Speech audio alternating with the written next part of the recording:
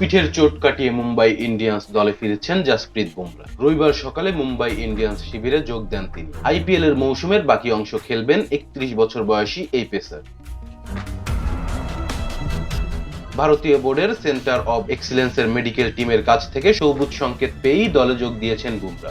ভারতীয় ক্রিকেট বোর্ডের বিসিসিআই তাকে খেলার অনুমতি দিয়েছে। চোট সেরে ফেরা বুমরাহের মুম্বাইয়ের হয়ে আইপিএল খেলতে আর কোনো বাধা নেই। তাই গতকাল 6 এপ্রিল মুম্বাই ইন্ডিয়ান্স তাদের সোশ্যাল মিডিয়া অ্যাকাউন্টে একটি ভিডিও প্রকাশ করে বুমরার ফিরে আসার বার্তা দেয়। ভিডিওর শেষে বলা হয়েছে, দ্য লায়ন ইজ ব্যাক। ফিরে এসেই জঙ্গলের রাজা, সেই সিংহই Jasprit Bumrah.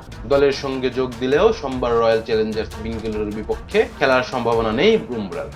Mumbai Indians support staff ও কোচ মাহেলা জয়বর্ধন বুমরার অবস্থা বুঝে তাকে খেলানোর নির্দেশ দেবে। পরের রোববার দিল্লি ক্যাপিটালসের বিপক্ষে ম্যাচ দিয়ে হয়তো ফিরতে পারেন তিনি। বর্ডার গাভাস্কার ট্রফির পঞ্চম টেস্ট খেলার সময় পিঠে চোট পেয়েছিলেন বুমরা।